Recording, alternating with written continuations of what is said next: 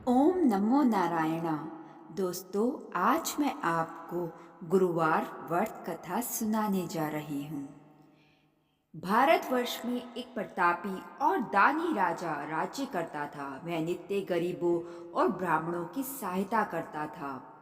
यह बात उसकी रानी को अच्छी नहीं लगती थी। वह ना ही गरीबों को दान देती और ना ही भगवान का पूजन करती थी। राजा को भी दान देने से मना करती थी।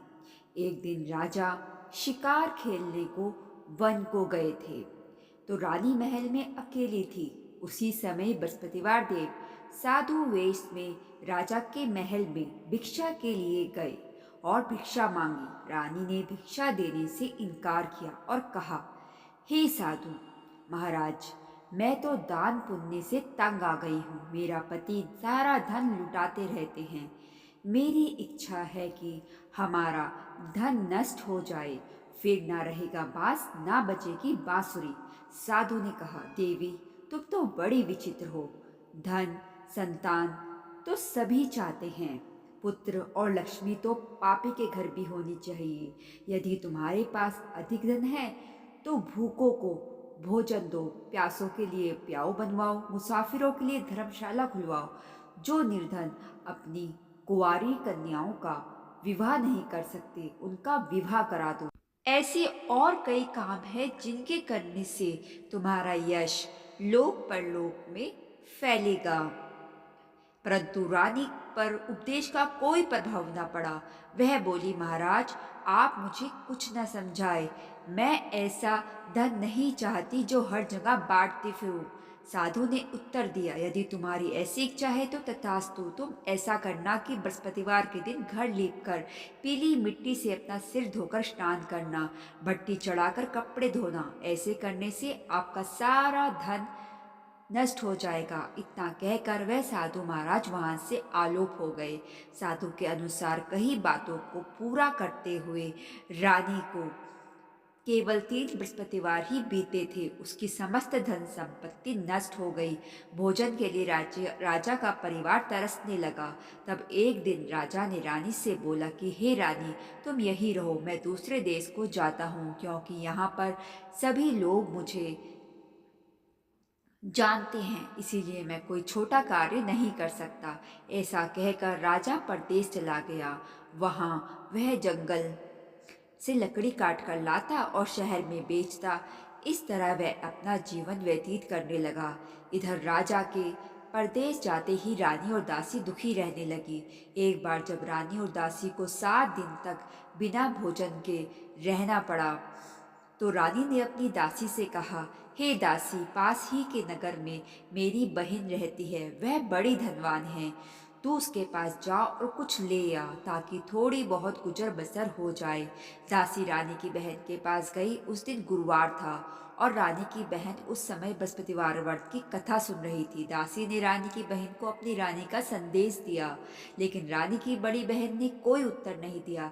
जब दासी को रानी की बहन से कोई भी उत्तर नहीं मिला, तो वह बहुत दुखी हुई और उसे क्रोध भी आया। दासी ने वापस आकर रानी को सारी बात बताती। सुनकर रानी ने अपने भाग्य को कोसा। उधर रानी की बहन ने सोचा कि मेरी बहन की दासी आई थी, परंतु मैं उससे नहीं बोली।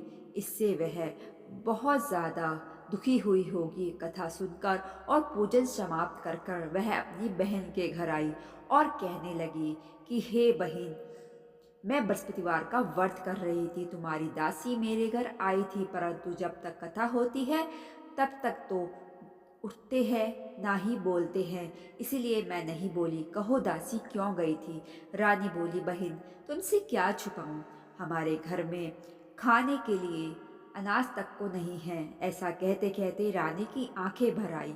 उसने दासी समेत पिछले 7 दिनों से भूखे रहने तक की बात अपनी बहन को विस्तार पूर्वक सुना दी।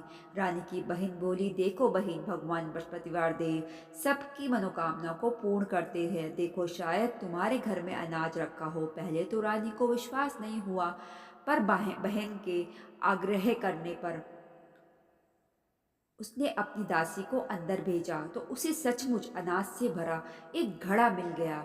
यह देखकर दासी को बड़ी हैरानी हुई। दासी रानी से कहने लगी कि हे रानी, जब हमको भोजन नहीं मिलता है तो हम व्रत ही तो करते हैं, इसीलिए क्यों ना इनसे व्रत और कथा की विधि पूछ ली जाए ताकि हम भी व्रत कर सके। तब रानी ने अपनी बहन से बृहस्पतिवार का व्रत की विधि के बारे में पूछा। उसकी बहन ने बताया, बृहस्पतिवार के व्रत में चने की दाल, मुनक्का से विष्णु भगवान का केले की जड़ में पूजन करें तथा दीपक जलाएं, व्रत कथा सुने और पीला भोजन ही करें। इससे बृहस्पतिवार देव प्रसन्न होते हैं। व्रत और पूजन विधि बताकर रानी की बहन अपने घर को लौट गई। 7 दिन के बाद जब गुरुवार आया तो रानी और दासी ने व्रत रखा। गुड़साल में जाकर चना और गुड़ लेकर आई, फिर उससे केले की जड़ तथा विष्णु भगवान का पूजन किया। अब पीला भोजन कहाँ से आए? इस बात को लेकर दोनों बहुत दुखी थे, क्योंकि उन्होंने व्रत रखा था। इसीलिए बृहस्पतिवार देव उनसे प्रसन्न थे। इसीलिए वे एक साधारण व्यक्ति का रूप धारण कर 2 थालों में सुंदर पीला भोजन दासी को दे गए। भोजन पाकर दासी प्रसन्न हुई और फिर रानी के साथ मिलकर भोजन ग्रहण किया। उसके बाद वे सभी गुरुवार को व्रत और पूजन करने लगी। बृहस्पति भगवान की कृपा से उनके पास फिर से धन संपत्ति आ गई, परंतु रानी फिर से पहले की तरह आलस्य करने लगी। तब दासी बोली, देखो रानी, तुम पहले भी इस प्रकार आलस्य करती थी। तुम्हें धन रखने में कष्ट होता था, इस कारण सभी धन नष्ट हो गया। और अब जब भगवान बृहस्पतिवार की कृपा से धन मिला है तो तुम्हें फिर से आलस्य होता है। रानी को समझाते हुए दासी कहती है कि बड़ी मुसीबतों के बाद हमने यह धन पाया है, इसलिए हमें दान पुण्य करना चाहिए, भूखे मनुष्य को भोजन कराना चाहिए और धन को शुभ कार्यों में खर्च करना चाहिए, जिससे तुम्हारे कुल का यश बढ़ेगा, स्वर्ग की प्राप्ति होगी और पितृ प्रसन्न होंगे। दासी की बात मानकर रानी अपना धन शुभ कार्यों में खर्च करने लगी, जिससे पूरे नगर में उसका यश फैलने लगा। एक दिन राजा दुखी होकर जंगल में एक पेड़ के नीचे आसन जमाकर बैठ गया। वह अपनी दशा को याद करके व्याकुल होने लगा। बृहस्पतिवार का दिन था। एकाएक उसने देखा कि निर्जन वन में एक साधु प्रकट हुए। वह साधु वेश में स्वयं बृहस्पति देवता लकड़हारे के सामने आकर बोले, हे लकड़हारे, इस सुनसान जंगल में तू चिंता मगन क्यों बैठा है? लकड़हारे ने दोनों हाथ जोड़कर प्रणाम किया और उत्तर दिया, महात्मा जी, आप सब कुछ जानते हैं, मैं क्या कहूँ? यह कहकर वह रोने लगा और साधु को अपनी आत्मकथा सुनाई। महात्मा जी ने कहा, तुम्हारी स्त्री ने बृहस्पति के दिन बृहस्पति भगवान का निरादर किया है, जिसके कारण रुष्ट होकर उन्होंने तुम्हारी यह दशा कर दी। अब तुम चिंता को दूर करके मेरे कहने पर चलो तो तुम्हारे सब कष्ट दूर हो जाएंगे और भगवान पहले से भी अधिक संपत्ति देंगे। तुम बृहस्पतिवार के दिन कथा किया करो। 2 पैसे के चने, मुनक्का लाकर उसका प्रसाद बनाओ और शुद्ध जल से लोटे में शक्कर मिलाकर अमृत तैयार करो। कथा के पश्चात अपने सारे परिवार और सुनने वाले प्रेमियों में अमृत व प्रसाद बांटकर आप भी ग्रहण करो। ऐसा करने से भगवान तुम्हारी सभी मनोकामनाएं पूरी करेंगे। साधु के ऐसे वचन सुनकर लकड़हारा बोला, हे प्रभु, मुझे लकड़ी बेचकर इतना पैसा नहीं मिलता जिससे भोजन के उपरांत कुछ बचा सकूं। मैंने रात्रि में अपनी स्त्री को व्याकुल देखा है। मेरे पास कुछ भी नहीं जिससे मैं उसकी खबर मांग सकूं। साधु ने कहा, हे लकड़हारे, तुम्हें किसी बात की चिंता मत करो। बृहस्पतिवार के दिन तुम रोजाना की तरह लकड़ियां लेकर शहर को जाओ। तुमको रोज से दुगना धन प्राप्त होगा, जिससे तुम भली भांति भोजन कर लोगे तथा बृहस्पतिवार देव की पूजा का सामान भी आ जाएगा। इतना कहकर साधु अंतर्ध्यान हो गए। धीरे धीरे समय व्यतीत होने लगा। पर फिर वही बृहस्पतिवार का दिन आया। लकड़हारा जंगल से लकड़ी काटकर किसी शहर में बेचने गया। उसे उस दिन और दिन से अधिक पैसा मिला। राजा ने चना, गुड़ आदि लाकर गुरुवार का व्रत किया। उस दिन से उसके सभी क्लेश दूर हुए। परंतु जब दोबारा गुरुवार का दिन आया तो बृहस्पतिवार का व्रत करना भूल गया। इस कारण बृहस्पति भगवान नाराज हो गए। उस दिन उस नगर के राजा ने विशाल यज्ञ का आयोजन किया था तथा शहर में यह घोषणा करा दी कि कोई भी मनुष्य अपने घर में भोजन ना बनावे, ना आग जलावे। समस्त जनता मेरे यहाँ भोजन करने आवे। इस आज्ञा को जो ना मानेगा उसे फांसी की सजा दी जाएगी। इस तरह की घोषणा संपूर्ण नगर में करवा दी गई। राजा की आज्ञा अनुसार शहर के सभी लोग भोजन करने गए, लेकिन लकड़हारा कुछ देर से पहुंचा। इसलिए राजा उसको अपने साथ घर ले गया और ले जाकर भोजन करा रहे थे तो रानी की दृष्टि उस खूंटी पर पड़ी जिस पर उसका हार लटका हुआ था। वह वहां पर दिखाई नहीं दिया। रानी ने निश्चय किया कि मेरा हार इस मनुष्य ने चुरा लिया है। उसी समय सिपाहियों को बुलाकर उसको कारागार में डलवा दिया। जब लकड़हारा कारागार में पड़ गया और बहुत दुखी होकर विचार करने लगा कि ना जाने कौन से पूर्व जन्म के कर्म से मुझे यह दुख प्राप्त हुआ है, और उसी साधु को याद करने लगा जो कि जंगल में मिला था। उसी समय तत्काल बृहस्पति देव साधु के रूप में प्रकट हुए और उसकी दशा को देखकर कहने लगे, अरे मूर्ख, तूने बृहस्पतिवार देव की कथा नहीं करी, इसी कारण तुझे दुख प्राप्त हुआ है। अब चिंता मत कर। बृहस्पतिवार के दिन कारागार के दरवाजे पर 4 पैसे पड़े मिलेंगे, उनसे तू बृहस्पतिवार देव की पूजा करना, तेरे सभी कष्ट दूर हो जाएंगे। बृहस्पतिवार के दिन उसे 4 पैसे मिले।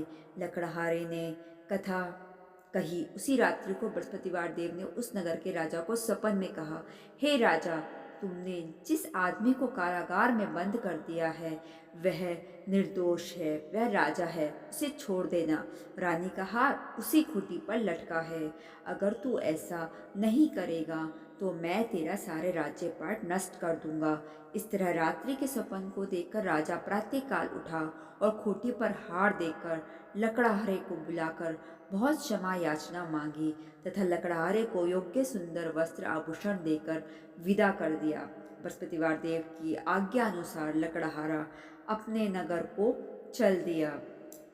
राजा जब अपने नगर के निकट पहुंचा तो उसे बड़ा आश्चर्य हुआ। नगर में पहले से अधिक बाग, तालाब, कुएं तथा बहुत सी धर्मशाला, मंदिर आदि बन गए हैं। राजा ने पूछा, यह किसका बाग है और धर्मशाला है? तब नगर के सब लोग कहने लगे, यह सब रानी और दासी के हैं। तो राजा को आश्चर्य हुआ और गुस्सा भी आया। जब रानी ने यह खबर सुनी कि राजा आ रहे हैं तो उन्होंने दासी से कहा कि हे दासी, देख, राजा हमको कितनी बुरी हालत में छोड़ गए थे। हमारी ऐसी हालत देखकर वह लौट ना जाए, इसलिए तू दरवाजे पर खड़ी हो जा। आज्ञा अनुसार दासी दरवाजे पर खड़ी हो गई। राजा आए तो उन्होंने अपने साथ लिवा लाई। तब राजा ने क्रोध करके अपनी रानी से पूछा कि यह धन तुम्हें कैसे प्राप्त हुआ है? तब उन्होंने कहा, हमें यह सब धन बृहस्पतिवार देव के इस व्रत के प्रभाव से प्राप्त हुआ है। राजा ने निश्चय किया कि 7 रोज बाद तो सभी बृहस्पतिवार देव का पूजन करते हैं, परंतु मैं प्रतिदिन में 3 बार कहानी तथा रोज व्रत किया करूँगा। अब हर समय राजा के दुपट्टे में चने की दाल बंधी रहती तथा दिन में 3 बार कहानी कहता। एक रोज राजा ने विचार किया कि चलो अपनी बहन के यहाँ हो आऊं। इस तरह निश्चय कर राजा घोड़े पर सवार हो अपनी बहन के यहाँ को चलने लगा। मार्ग में उसने देखा कि कुछ आदमी एक मुर्दे को लिए जा रहे हैं। उन्हें रोककर राजा कहने लगा, अरे भाइयों, मेरे बृहस्पतिवार देव की कथा सुन लो। वे बोले, लो, हमारा तो आदमी मर गया है, इसको अपनी कथा की पड़ी है। परंतु कुछ आदमी बोले, अच्छा कहो, हम तुम्हारी कथा भी सुनेंगे। राजा ने दाल निकाली और जब कथा आधी हुई कि मुर्दा हिलने लग गया, और जब कथा समाप्त हो गई तो वह राम राम करके मनुष्य उठकर खड़ा हो गया।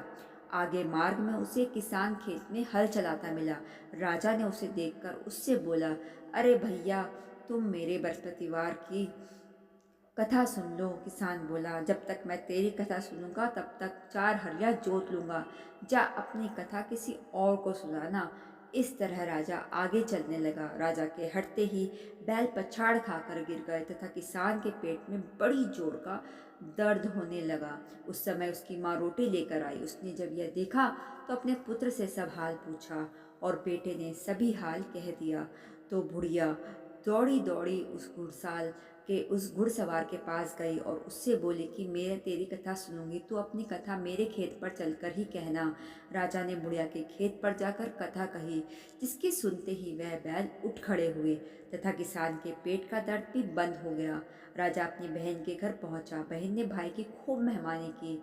दूसरे रोज प्रातःकाल राजा जगा तो वह देखने लगा कि सब लोग भोजन कर रहे हैं। राजा ने अपनी बहन से कहा, ऐसा कोई मनुष्य है जिसने भोजन नहीं किया हो?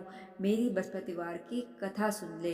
बहन बोली, हे भैया, यह देश ऐसा ही है कि पहले यहाँ लोग भोजन करते हैं, बाद में अन्य काम करते हैं। अगर कोई पड़ोस में है तो देख आऊं। वह ऐसा कहकर देखने चले गई, परंतु उसे वहाँ पर कोई व्यक्ति नहीं मिला जिसने भोजन ना किया हो। अतः वह एक कुम्हार के घर गई जिसका लड़का बीमार था। उसे मालूम हुआ कि उनके यहाँ 3 रोज से किसी ने भोजन नहीं किया है। रानी ने अपने भाई की कथा सुनने के लिए कुम्हार से कहा। वह तैयार हो गए। राजा ने जाकर बृहस्पतिवार की कथा कही, जिसको सुनकर उसका लड़का ठीक हो गया। अब तो राजा की प्रशंसा होने लगी। एक रोज राजा ने अपनी बहन से कहा, हे बहन, अब हम अपने घर को जाएंगे, तुम भी तैयार हो जाओ। राजा की बहन ने अपनी सास से कहा। सास ने कहा, हाँ चली जा, परंतु अपने लड़के को मत ले जाना, क्योंकि तेरे भाई के कोई औलाद नहीं है। बहन ने अपने भैया से कहा, हे भैया, मैं तो चलूंगी पर कोई बालक नहीं जाएगा। राजा बोला, जब कोई बालक नहीं चलेगा तब तुम ही क्या करोगी? बड़े दुखी मन से राजा अपने नगर को लौट आया। राजा ने अपनी रानी से कहा, हम निर्वंशी हैं, हमारा मुंह देखने का धर्म नहीं है और कुछ भोजन आदि नहीं किया। रानी बोली, हे प्रभु, बृहस्पतिवार देव ने हमें सब कुछ दिया है, वह हमें औलाद भी अवश्य देंगे। उसी रात को बृहस्पतिवार देव ने राजा से स्वप्न में कहा, हे राजा, उठ, सभी सोच त्याग दे, तेरी रानी गर्भ से है। राजा की यह बात सुनकर बड़ी खुशी हुई। 9वें महीने में उसके गर्भ से एक सुंदर पुत्र पैदा हुआ। तब राजा बोला, हे रानी, स्त्री बिना भोजन के रह सकती है पर बिना कहे नहीं रह सकती।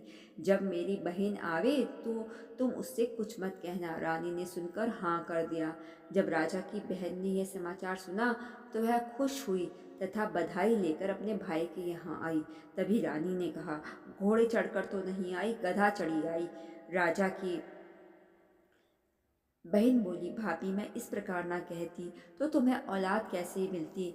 बृहस्पतिवार देव तो ऐसे ही हैं, जैसी जिसके मन में कामनाएं हैं सभी को पूर्ण करते हैं।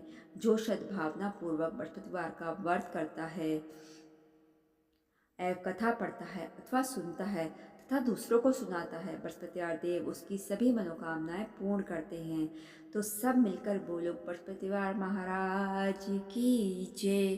दोस्तों, बृहस्पतिवार देव की सबसे प्राचीन आरती जानने के लिए आपको मेरे डिस्क्रिप्शन बॉक्स में जो लिंक दिया है उस पर जाना होगा, जिसमें आपको सबसे प्राचीन आरती सुनने को और देखने को मिलेगी। राधे राधे।